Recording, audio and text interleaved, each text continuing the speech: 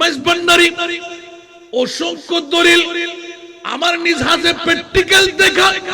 হাসান রিজা একটু করে চলো না হযরত বাবাজানের দরবারে। আমি বললাম আমার মন চাই না যেতে, কারণ আমি একজন গোলামের বাচ্চা, গোলাম।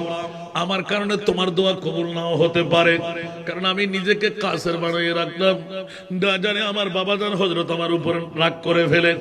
আপনি নিজে যান। ওই রাতে খাবে দেখতে লাগলেন না, আপনি আমার সাথে আসতেই হবে, আমি আপনাকে নিয়ে জিয়ারত করতে দেখেছি। উচ্চ আওয়াজ দিয়ে বলুন না সুবহানাল্লাহ, আরো জোরে।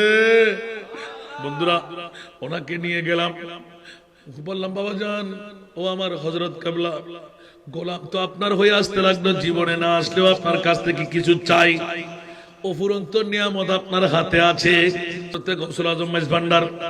বললাম আপনার কি মন চাই, এটা বলবো না আপনাকে, সাকসেস হলে বলবো। সুবহানাল্লাহ, মাত্র 15 দিন, গনা গনা কয় দিন, 15 দিন উনি আমাকে দাওয়াত দিতে আসলেন, আগামীকালকে আমি চলে যাব। একটা নামের গর্বরের কারণে 3 বছর আজকে আমি লটকায় আছি। গতকালকে আমার সব কিছু রেডি হয়ে গেছে, আমি ইমেলে পেয়ে গেছি। সুবহানাল্লাহ বলবেন না? এখন এখানে নামের অক্ষরটা পাল্টাইল কে? সুবহানাল্লাহ। কোথায় কি কাজ, কোন কানে কোথায় হাত, আমার হযরত বাবাজান কেবলার। সুবহানাল্লাহ। এগুলো তো মার সামনে এসে নানার বাড়ির গপ করার মতন হবে। অক্ষর শুদ্ধ পরিবর্তন হয়ে গেল, ওদের অ্যাপ্লিকেশন এখনো আটকা রয়ে গেল, আর বিশেষ এসে গেছে। জোরে বলুন না সুবহানাল্লাহ।